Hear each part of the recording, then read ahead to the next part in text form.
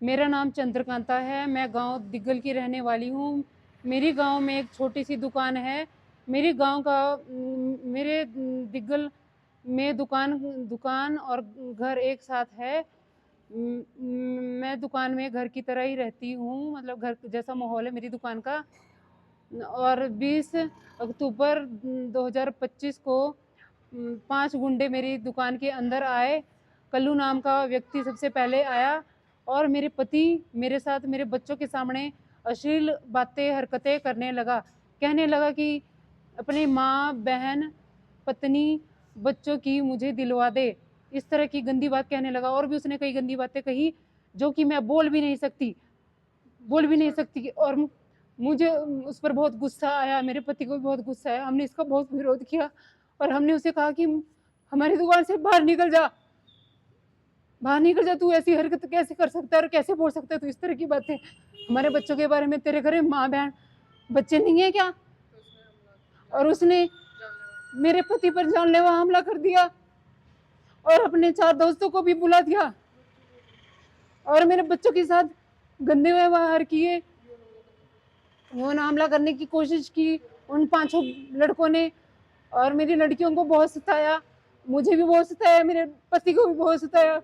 मेरे पति के सिर पे उन्हें जानलेवा हमला किया, बल्ली सिर पे मार डाली और वहीं पर डंडे से बहुत बुरी तरह से प्रहार किया।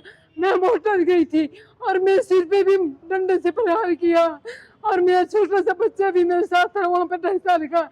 उनको ये भी तरस नहीं आया कि मेरे साथ छोटे छोटे बच्चे दुकान में रहते हैं। हाँ, उन्होंने हमारे साथ बहुत बुरा किया। मेरी लड़कियों हमने पुलिस वालों को घर से लैंडलाइन नंबर पे उनकी कॉल किया तो उन्होंने कहा कि हम नहीं आ सकते, अभी हम रात को नहीं आ सकते। मैंने कहा हमारे ऊपर 5 गुंडों ने बहुत बुरी तरह से व्यवहार किया है, हमारे को डंडों से मारा है, लहूलुहान किया है। पर पुलिस वालों ने कहा आप खुद ही आ जाओ, नहीं तो फिर कल आना, ऐसे कहा पुलिस वालों ने।